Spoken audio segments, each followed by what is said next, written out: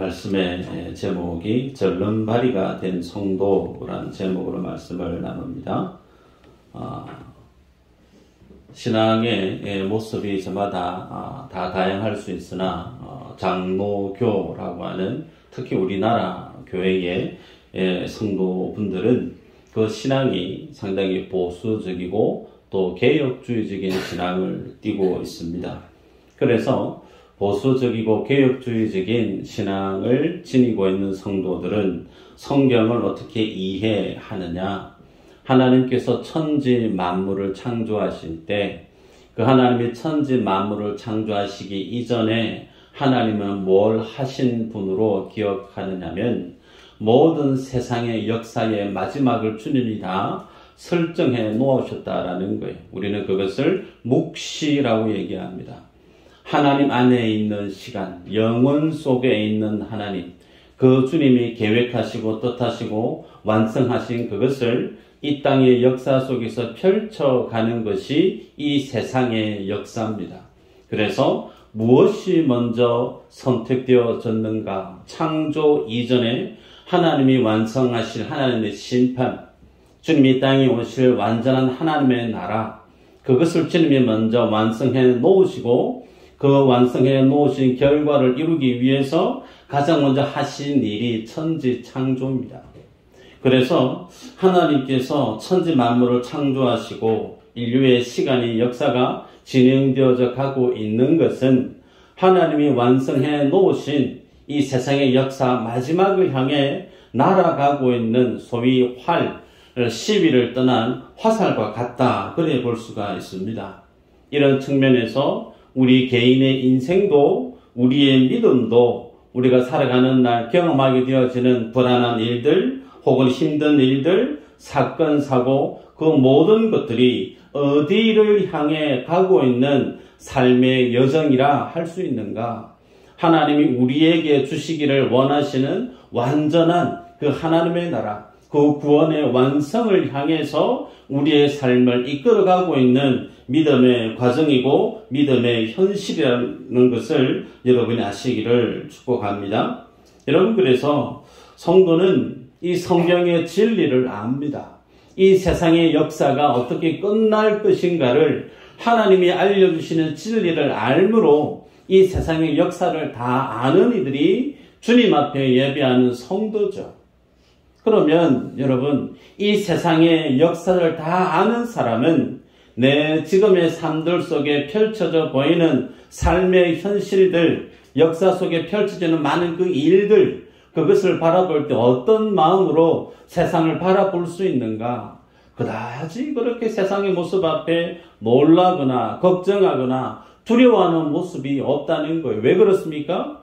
이 세상의 역사가 어디를 향해 가고 있는 것을 알기 때문에 하나님이 주실 완성된 그 하나님의 나라를 향해서 이 세상의 역사가 진행되어 가고 있는 과정이기 때문에 그렇습니다. 예를 들면 서울역에서 기차를 탔단 말이죠. 그 기차의 종착지가 진주역입니다. 그러면 그 기차를 타서 그 기차가 대전을 지납니다. 김천을 지납니다. 대구를 지나요. 마산을 지납니다. 결국은 어디요? 진주에 도착하는 거예요.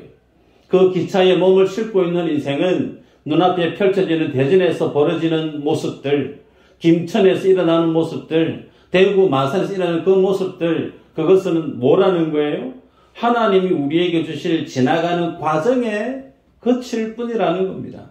그 시간들을 조금 여유 있게 바라보고 관조하며 지나갈 수 있는 믿음의 여유를 지닌 이들이 어떤 사람들인가? 성도라는 거예요.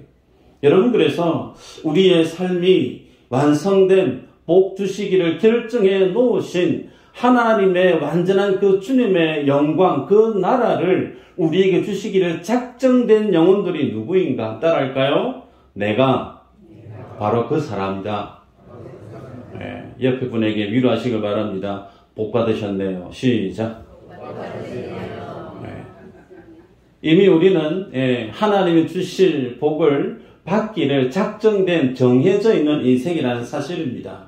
때문에 오늘 예배하는 여러분들 중에 내가 서 있는 삶의 현실이 너무 힘들고 때로는 지치고 때로는 어렵고 불안하고 두려움 속에 있는 분이 계시다면 하나님의 말씀 앞에 서시기를 주의 이름으로 축복합니다. 왜? 하나님은 이미 나에게 그 믿음의 복을, 완전한 하나님의 나라를 주시기를 작정하신 분이시기 때문에 복 받기를 결정된 이들이 오늘 예배하는 여러분들이기 때문에, 그래서 주님의 진리와 은혜 앞에 위로와 힘을 얻는 여러분들 되시기를 주의 이름으로 축복합니다. 관건은 뭐냐면, 이것이 진리고 이것이 사실이면 아는데 내가 눈을 떠서 세상을 살아가는 내 현실이 믿음과 달리 내 마음을 두렵게 한다는 거예요. 하나님의 진리는 알겠는데, 완성해 가실 그 주님의 뜻은 내가 잘 알겠는데, 그럼에도 불구하고 내가 살아가는 오늘 내 삶의 믿음의 모습은 좋게 나로 하여금 두렵게 하고 힘들게 하고 움츠려들게 하는 현실이라는 부분이죠. 그러면 이 나로 하여금 두렵게 하고 힘들게 하는 이 현실을 어떻게 우리가 믿음으로 주님 앞에서 이기며 주님이 주시는 평안을 누리고 하나님의 복 받은 자로 살아갈 수 있는가? 오늘 본문의 야곱의 인생을 통해서 말씀의 은혜를 받는 여러분 되시기를 바랍니다. 제가 누누이 강조하는데요, 신앙은 주인 바꾸기다 그랬죠. 그래서 바른 신앙, 건강한 믿음의 자세는 어떤 삶을 지향하는가? 내가 이 땅 가운데 살아가면서 내 뜻을, 내 계획을 가지고 하나님 앞에 들고 나아가서 하나님을 설득시킨다거나, 하나님께 내 뜻을 관철시킨다거나, 하나님 앞에 내 뜻을 고집하는 인생이 아니에요. 그런 신앙 생활을 하고 있는 인생은 삶의 주인이 하나님이 아니에요. 삶의 주인이 자기 자신이죠. 그러면 삶의 주인이 하나님을 고백하는 성도는 어떤 믿음의 자세를 견지하는가? 하나님의 뜻을 묻습니다. 하나님의 계획을 물어요. 그래서 그 주님의 계획과 그 주님의 뜻을 알게 되어지면 과감하게 내 뜻을 내려놔요. 하나님의 계획과 뜻에 상충된 내 삶의 계획이 있고 뜻이 있을 때 여지없이 내 생각과 고집과 뜻을 과감하게 포기할 줄 알고, 그러면서 주님이 설정하신 주님의 뜻과 주님의 계획이 내 인생 속에서 세워져 가기를 잠잠히 주님 앞에 기도하는 사람, 그 사람의 신앙이 정상적이고 건강한 믿음의 사람이다 말할 수 있습니다. 간혹 교회 안에 어떤 분들은 하나님 앞에 자신의 계획과 자신의 뜻을 가지고 하나님을 설득하려고 덤벼드시는 분들이 있어요. 그렇게 해서 열심히 부르짖는 기도를 강조하는 모습이 있고, 신앙생활을 열심히 해야 된다라고 하는 동기부여를 주창하는 분들이 계십니다. 여러분, 그것보다 더 중요한 것이 뭔가? 나의 열심보다, 나의 노력보다 더 중요한 것이 뭔가? 내 삶의 주인이 누구냐라는 거죠. 하나님이 나를 향한 뜻이 무엇이고 나를 향한 하나님의 계획이 무엇인가를 아는 것이 더 중요하다는 겁니다. 오늘 본문에 보면 야곱이라는 인물이 소개되어지는데, 이 야곱이라는 인물이 대표격으로 하나님의 뜻과 하나님의 계획보다 내 뜻이 중요하고 내 계획이 중요해서 하나님을 설득하려고 덤벼들었던 그런 인물의 대표 주자로 볼 수가 있습니다. 성경에 야곱을 어떻게 소개하는가 말씀을 보면 창세기 25장 23절입니다. 여호와께서 그에게 이르시되 두 국민이 이 태종에 있구나. 두 민족이 내 복중에서부터 나누이리라. 이 족속이 저 족속보다 강하겠고 큰 자가 어린 자를 섬기리라 하셨더라. 여러분, 야곱의 어머니가 리브가인데, 리브가가 잉태를 했는데 쌍둥이를 잉태했어요. 첫째는 에서입니다. 둘째는 야곱이에요. 그런데 아이를 낳기 이전에 하나님이 리브가에게 어떤 말씀을 주시느냐면 큰 자가 작은 자를 섬기겠다라고 말씀을 하셨어요.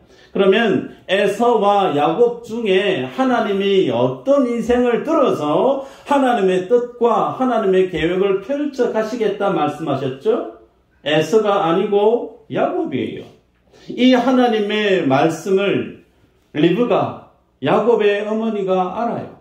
그러면 그 사실을 야곱의 어머니만 알까요? 야곱도 압니다. 자, 그러면 내 인생에 대한 하나님의 뜻을 어릴 때부터 어머니로부터 들었단 말이에요. 그러면 정상적이고 바람직한 삶의 모습은 어떠해야 되는가? 하나님이 나에게 하나님의 뜻을 지니고 나에게 하나님의 계획을 통해서 내 삶으로 펼쳐가기를 원하시는 분이시구나. 아하, 그러면 나는 하나님께 귀를 기울이고 하나님의 뜻이 뭔지를 여쭙고 그 주님과 동행해가는 믿음을 살아가야 되겠구나. 그렇게 주님과 한 발 한 발 그 주님의 뜻 앞에서 살아가는 인생을 살게 되면 그 삶은 당연히 복된 삶의 주인공으로 설 수밖에 없어요.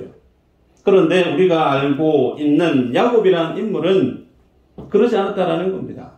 하나님이 그에게 가졌던 뜻이나 하나님의 계획보다 야곱은 자기 자신의 계획과 자신의 욕심에 치우쳐서 끝까지 자기의 길을 고집하며 하나님과 다른 길을 걸어갔던 인물이 야곱이라는 인물이에요. 어떤 길을 걸었는가? 여러분 잘 아시는데 형 에서가 사냥하고 돌아왔는데 배가 고파요? 그러면 동생 입장에서 형 배고프시구나. 내가 맛있는 거 만들어 드릴게요. 그럴 수 있잖아요. 그런데 팥죽 한 그릇 가지고 딜을 합니다. 형 장자권 있죠? 그 장자권 얘한테 팔소. 팔면 내가 팥죽 한 그릇 드릴게. 결국은 에서가 자신의 장자권을 팔지 않습니까? 거기서 멈추지 않죠. 아버지 이삭이 자식을 불러놓고 축복 기도를 해야 되는데 에서가 없는 사이에 둘째 야곱이 에서인 양 몸을 변장을 하죠. 그리고 에서가 받아야 될 장자의 축복 기도를 야곱이 가로챕니다.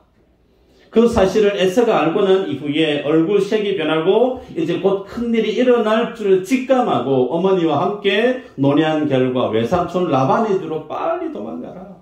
그래서 형 에서의 낯을 피해서 그날부로 집을 떠나서 외삼촌 라반의 집으로 도망갑니다. 그렇게 도망간 첫 시작 기점에서부터 야곱의 삶이 참으로 펼쳐지는데 레아와 라헬, 소위 야곱의 와이프죠. 그 두 여인을 얻기 위해서 14년을 무보수로 라반의 집에서 일을 해주지 않습니까? 그리고 6년 양을 치는 일을 또 합니다. 또한 20년의 세월을 외삼촌 라반의 집에서 빈손으로 야곱이 열심히 일을 도왔단 말이죠.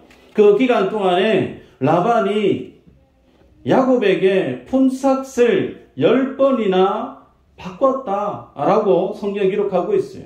그래서 10번이나 야곱에게 줘야 될 그 품삯을 가로채고 속이고 그렇게 했다라는 사실은 단순히 10번을 의미하는 게 아니에요. 할 수 있는 모든 수십 번, 여러 번 그렇게 야곱이 받아야 될 그 품삯을 라반이 주지 아니했다라는 겁니다. 여러분, 야곱은 복 받기 위해서 형 에서의 복을 가로챈 사람이죠. 형을 속였고 그리고 아버지 이삭을 속여서라도 나는 복 있는 인생이 되고 싶어. 그렇게 남을 속이면서 살았던 야곱인데 정작 자신도 속았다라는 거예요. 누구에게? 외삼촌 라반에게. 열심히 뛰었는데 자기보다 날아다니는 사람을 외삼촌 라반을 만났던 거죠. 더 이상 여기서는 내가 소망이 없겠다. 그러면서 라반이 양의 털을 깎는 시기가 되었을 때 외삼촌하고 얼굴도 인사도 하지 않고 야반도주를 해버립니다. 그 야반도주를 하고 나서 그 사실을 라반이 알고 난 이후에 어떻게 행동하는가? 창세기 31장 23절입니다. 라반이 그의 형제를 거느리고 7일 길을 쫓아가 길르앗산에서 그에게 이르렀더니 그랬습니다. 자, 여기에서 쫓아갔다, 7일 길을 쫓아갔다. 원문에 보면 쫓아가다라고 하는 이 말의 동사의 의미가 상대방을 적으로 간주해서 복수할 마음으로 추격하는 모습을 쓰는 표현이 쫓아가다라고 하는 말의 성격입니다. 그래서 라반 입장에서 그래도 자기의 사랑하는 두 딸을 야곱에게 주었는데 집을 떠날 때 그래도 인사 정도는 하고 떠나야 되는데 인사도 하지 않고 야반도주한 그 모습에서 화가 난 거예요. 그러면서 어떻게 해서든 그의 잘못된 것을 징치하려고 악한 마음을 품고 달려갔는데 그날 밤에 하나님이 라반의 꿈에 개입하십니다. 그러면서 하나님이 말씀하시죠. 너는 선악간에 야곱에게 아무 말 하지 마라. 주님이 직접적으로 라반의 꿈속에 개입하셔서 라반의 악한 동기를 주님이 중재해 버립니다. 여러분, 그리고 나서 이 라반의 칼날을 피했던 야곱의 삶이 있는데, 오늘 읽었던 본문에는 이제 라반의 그 큰 파도를 뛰어넘고 이제 좀 어려운 일이 없나 싶은데 그보다 더 큰 어려움을 만나게 되는 장면이 오늘 읽었던 본문이에요. 누구냐면 에서의 칼날이 그를 기다리고 있었다라는 겁니다. 여러분, 그래서 야곱이라고 하는 인생의 삶의 한 단면을 잘라서 보면 참 우리가 공감하게 되어지는 것이 뭐냐면 인생의 위기, 인생의 두려움, 인생의 고난, 이것만 내가 뛰어넘고 가면 좀 내 마음이 좀 쉼을 얻고 좀 편하게 마음을 내려놓고 살 수 있지 않을까 싶은데 인생을 살아보니 그렇던가요? 그렇지 않다라는 겁니다. 큰 산을 뛰어넘고 보니 또 큰 파도 같은 집채만한 파도가 여지없이 내 집 문 앞에 쏟아져 들어오는 것을 우리가 보게 되죠. 자, 중요한 것은 하나님께서 왜 이렇게 우리에게 삶의 고난을, 삶의 힘겨운 순간들을 계속해서 허용하시는가? 이것을 아는 것이 오늘 말씀의 핵심입니다. 자, 그러면 이 위기 앞에서 에서의 칼날을 야곱이 어떻게 피하는가? 32장 3절에 보면 야곱이 사자를 형 에서에게 먼저 보내는 장면이 소개됩니다. 그러면서 말을 전하라고 하면서 그 말이 어떤 말이냐면 라반에게 가서 에서에게 가서 내가 라반과 함께 거류했고 그리고 지금까지 내가 머물렀고 지금 내게 소와 나귀를 비롯한 많은 노비를 비롯한 가축들이 있다. 그리고 내가 내 주께 은혜 얻기를 원한다라고 그 말을 전하라고 사자를 먼저 보냅니다. 여러분, 그래서 말씀을 보면 야곱이 형 에스를 어떻게 부르느냐면 내 주께라는 표현을 쓰고 있습니다. 그리고 은혜 얻기를 원합니다. 그렇게 표현하고 있어요. 소위 이렇게 자기 자신을 아주 낮춰서 에스를 주라 고백하고 있는 의도가 어디 있는가? 자기 때문에 화가 나 있는 형 에스의 그 마음을 어떻게 해서든 말로서 먼저 누그러뜨리려고 화해 모드를 만들어 볼 요량으로 사자를 먼저 보냈는데 그 사자가 돌아와서 하는 보고가 뭐냐면 야곱을 보기 위해서 400명의 군대를 이끌고 지금 내려오고 있습니다. 그런 보고를 받게 되는 거예요. 여러분, 400명이면 오늘날 군대 편성으로 보면 1개 대대 정도 병력이 됩니다. 400에서 1000명 단위가 대대 병력인데 그러면 4개 내지 5개 정도의 중대 군사력이 되는 거예요. 그런데 고대 이 시기에 400명의 군사력이면 막강한 군사력이라 말할 수 있습니다. 그래서 야곱 입장에서는 이거는 상상도 못했던 위기라는 거예요. 그래서 그 큰 위기 앞에 야곱이 어떻게 행동하는가? 하나님 앞에 모든 것 다 내려놓고 주님 뜻대로 나를 해주세요. 금식하는 마음으로 주님 앞에 톱석 엎드려서 기도하는 삶을 살았던가? 그렇지 않습니다. 오히려 가장 먼저 하는 것이 뭐냐면 자신의 가축을 두 떼로 나눠요. 왜 두 떼로 나눌까요? 에서가 한 떼를 치면 그 한 떼를 잃는 동안에 한 떼는 주랭랑 쳐서 한번 살아봐야 되겠다. 자기 나름의 국리입니다. 그리고 하고 난 이후에 그가 어떤 믿음의 자세를 취하는가? 32장 9절 이후로 이렇게 기록하다 한번 읽어볼까요? 시작.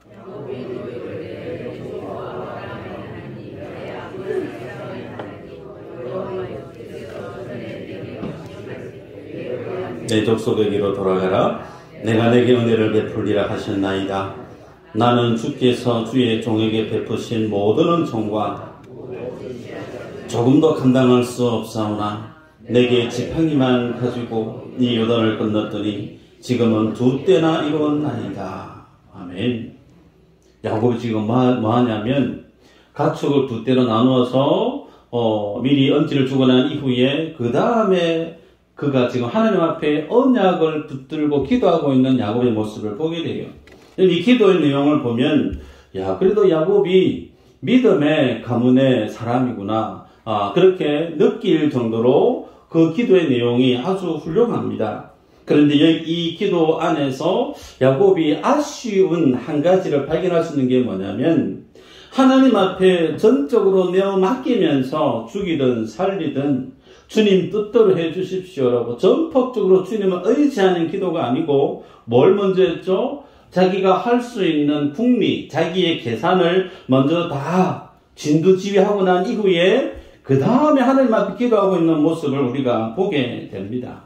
여러분, 하나님 앞에 위기를 만나게 되어지면 기도해야 되는 것 당연한데 그 기도보다 무엇이 선행되어지고 있는가? 내 경험, 내 방식, 내 생각, 그것이 먼저 선행되어지고 있는 야곱의 모습을 보게 되죠. 그래서 성경에서 당신은 누구를 가장 닮고 싶으세요? 라고 얘기하면 그다지 야곱이란 인물은 등수에 들지 않습니다. 왜? 상당히 비호감에 해당되는 인물이기 때문에 그렇습니다. 그런데 우리가 솔직해질 수밖에 없는 것은 이 야곱의 모습은 누구의 모습과 가까운가? 따라할까요? 나의 모습과 같다. 그래요. 나의 모습과 비슷합니다. 야곱이 위기 앞에 언약을 붙들고 기도하는데 이 기도의 내용만 보면 야곱 참 기도 사람이구나. 믿음의 사람이구나. 그렇게 보입니다. 지팡이만 가지고 내가 집을 떠났는데 지금은 가축이 2떼나 있고 처자식이 생겼다고 하나님이 내게 감당할 수 없는 은혜를 부어주셔서 이렇게 내가 거부가 되었다고 그렇게 주님 앞에 믿음의 고백을 올리고 있어요. 여러분 그러면 여쭤볼까요? 그 소유가 누구의 것일까요? 하나님이 은혜해 주셔서 내가 빈손으로 지팡이 하나 들고 갔는데 지금 가축이 셀 수 없을 정도로 2떼나 그리고 처자식이 생겼습니다. 하나님 주신 것 감사합니다. 그러면 그 주신 소유물의 주인이 누구임을 고백하는 것이 맞는 믿음의 고백인가? 은혜로 얻었다면서요. 그럼 하나님이 주인입니다라고 고백하는 것이 좀 더 맞지 않겠는가? 그런데 그 소유를 하나님이 은혜 주신 것이지만 이거 누구 거? 내 거라는 거예요. 자기 소유라고 밝히고 있습니다. 그리고 그 하나님 앞에 받은 자기 소유를 지키기 위해서 지금 야곱은 하나님 앞에 기도하면서 그가 할 수 있는 모든 인간적인 방법을 총동원합니다. 어떻게 동원하는가? 13절부터 22절까지 보면 야곱이 형 에스를 위해서 선물을 준비합니다. 그 선물을 나눠서 주는데 한 번, 두 번, 세 번, 3때를 나눠서 선물을 보냅니다. 너무 많은데요. 암염소 200, 수염소 20, 암양 200, 수양 20, 젖나는 약대 30, 암소 40, 황소 10마리, 암나기 20마리, 새끼 나기 10마리. 너무너무 많아요.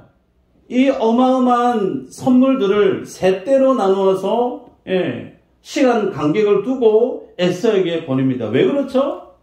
그 선물을 받고 한 번 받고 놀랐는데 좀 있으니까 선물이 또 와요. 또 좋고 그 다음에 또 오는 거예요.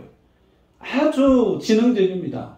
그래서 할 수 있는 대로 최선을 다해서 자기에게 화가 나 있는 에세이 그 노를 그 선물로 누구를 드리려고 애를 쓰고 있어요. 그리고 맨 마지막에 뒤에는 자신의 처자식을 보내고 본인은 오늘 본문에 있는 어디죠? 야복 나루에서 하나님과 대면하고 있습니다. 여러분, 성경에는 이 야복 나루에서 야곱이 뭐 했다고 하고 있느냐면 밤새 하나님의 천사와 씨름했다 그랬습니다. 그럼 본문이 씨름하다 그랬어요. 이 씨름하다라고 하는 원어적인 뜻을 살펴보면 정말 조금 더 포장해서 말하면 피터지게 싸우는 싸움을 뜻합니다. 어떤 분은 하나님의 천사와 야곱이 야복에서 열심히 기도했다라고 표현하는데 여러분 잘못된 거예요. 그래서 그 야복 나루에서 하나님의 천사와 씨름하고 난 다음에 그 천사 오늘 본문에 읽었지만 야곱의 이름을 네 이제 야곱이라 하지 마라. 네 이름 이제 이스라엘이라고 해라. 그러면서 하나님과 사람과 겨루어 이긴 사람 이름의 뜻으로 이스라엘이라고 주님이 새로운 이름을 주셨을 때 우리가 야곱의 이 끈질긴 기도의 모습을 본받아야 됩니다. 하나님 주시는 영광스러운 이스라엘 이름을 우리가 본받아야 되지 않겠습니까? 끈질기게 기도하십시다. 그렇게 말씀하시는 분들이 있어요. 정확하게 틀렸습니다. 말씀을 볼까요? 호세아서 12장 3절 4절 한번 보십시다. 시작.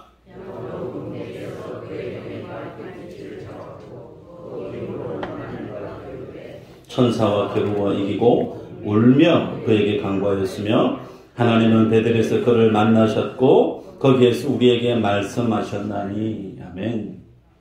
여러분, 야곱이 하나님과 싸워서 이겼다면서요. 그러면 승리한 사람은 기분이 어때야 되죠? 웃어야 되죠. 박수 치면서 이야, 내가 하나님을 이기다니 대단하다. 나만한 사람 없다. 그러면서 어깨 힘 빡 주고 좋아하고 즐거워야 되는 모습이 기본인데 호세아서에서 야곱이 야복나루에서 주님과 만났던 이 상황을 어떻게 풀어가고 있느냐 하면 울었다 기록하고 있어요. 왜 울었을까요? 힌트가 있죠. 32장 30절 열어보면 그러므로 야곱이 그곳 이름을 브네리라 하였으니 그가 이르기를 내가 하나님과 대면하여 보았으나 내 생명이 보존되었다 함이더라.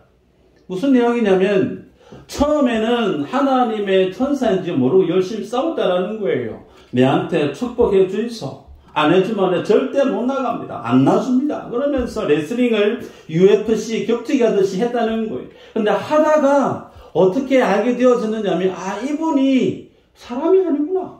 이분이 하나님이시구나. 내가 지금 하나님과 지금 맞짱 뜨고 싸우고 있구나. 자칫하면 내가 죽을 수도 있었는데 내가 죽지 않고 살아있다니. 더더욱이 그분이 나에게 오셔서 네 이제 나 이겼다. 이제 네 사람도 이겼고 하나님도 이긴 사람이다. 그러면서 내게 이스라엘이라고 이름을 새 이름을 주셨다라는 거예요. 여러분, 그래서 이스라엘이라는 그 이름은 영광의 이름이 아니에요. 내가 감히 하나님과 싸우려고 덤볐다니 내가 하나님도 알아차리지 못하는 눈은 떠 있으나 장님과 같고 내가 정말 하나님의 뜻과 하나님의 말씀과 동떨어져서 내 뜻대로 내 고집대로 살려고 했던 나의 엉망진창인 자신의 모습을 하나님이 반어법적으로 꼬집어서 하신 말씀이에요. 감히 내가 하나님과 맞짱 떠서 내가 지금 싸워서 이겼다니. 그러면서 자신의 모습이 깜짝 놀라서 내가 하나님과 싸워서 내가 살았다라면서 안도의 숨을 쉬고 돌아오는 장면이 성경에 기록되어지고 있죠. 여러분, 형편없는 모습이 적나라하게 기록되어지는 그 이름의 뜻이 이스라엘이라는 겁니다. 여러분, 정리해보면 야곱이 지금까지 살아왔던 삶의 모습이 야복나루에서 폭로당합니다.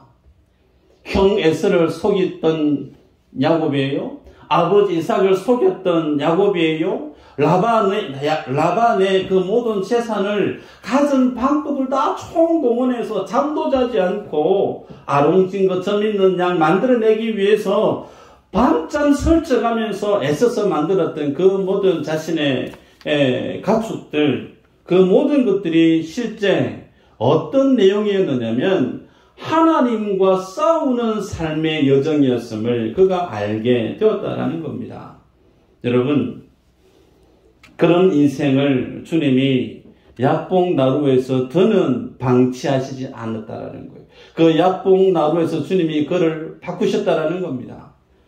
창세기 28장 17절에 보면 하나님이 아버지 집을 떠나서 형 낯을 피해서 야단 도주하고 도망하고 있는 야곱에게 주님이 내가 너와 함께하고 있다. 그 사실을 알려주는 장면이죠. 28장 17절 이에 두려워하여 이르되 두렵도다 이곳이요 이것은 다름 아닌 하나님의 집이요 이는 하늘의 문이로다 하고 그러면서 베델에서 돌베개 베고 잠잤던 그때 상황을 지금 얘기하면서 하나님 앞에 소원 기도를 해요.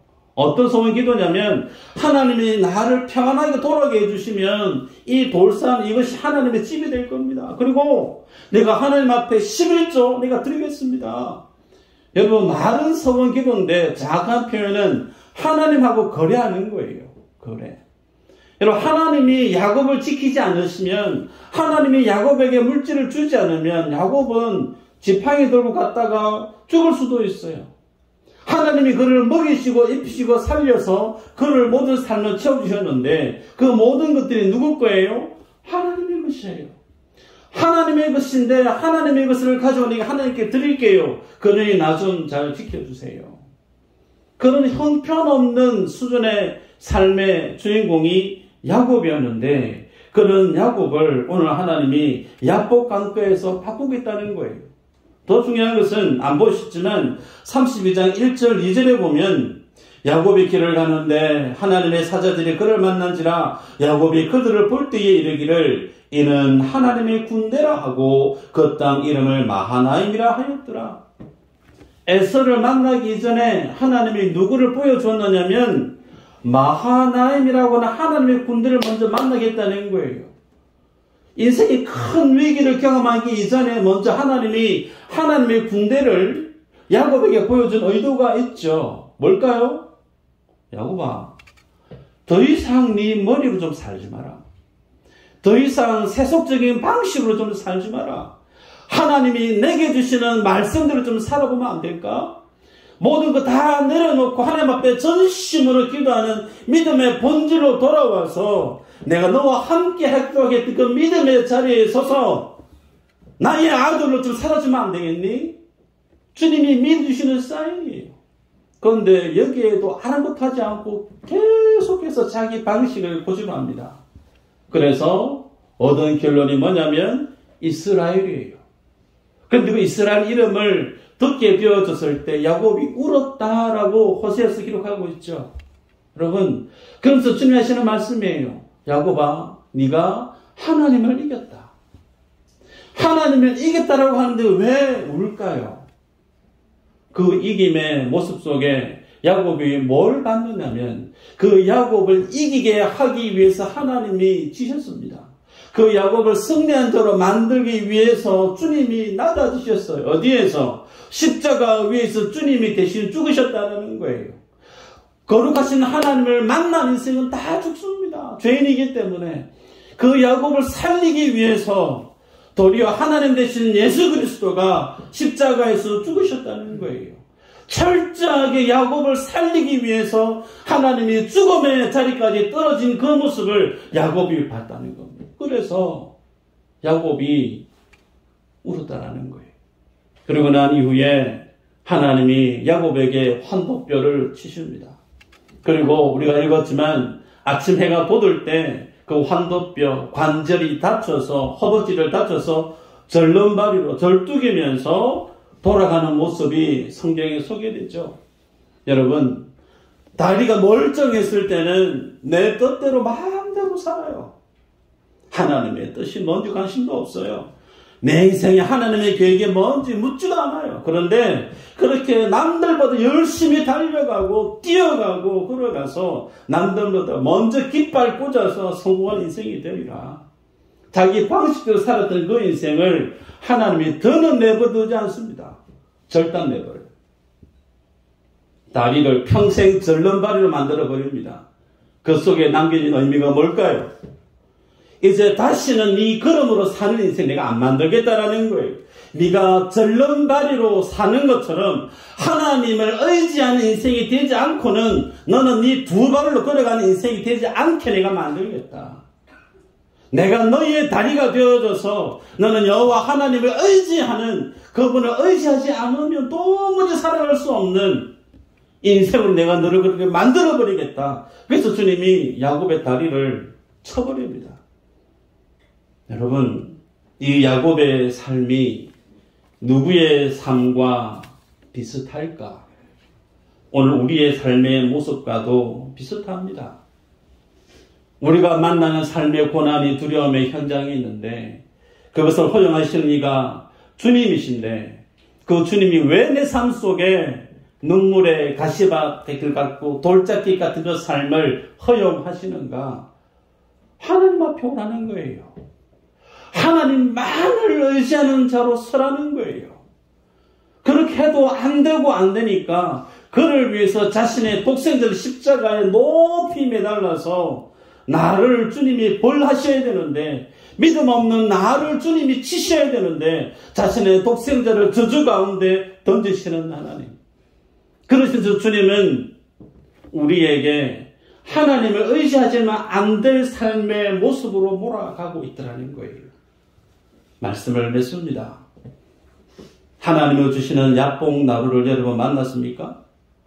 에서라고 하는 시험을 여러분이 만나셨어요? 라반이라고 하는 삶의 큰 파도 앞에 여러분 놀라고 있습니까? 그 모습 앞에 여러분 지금 어떻게 하고 있어요?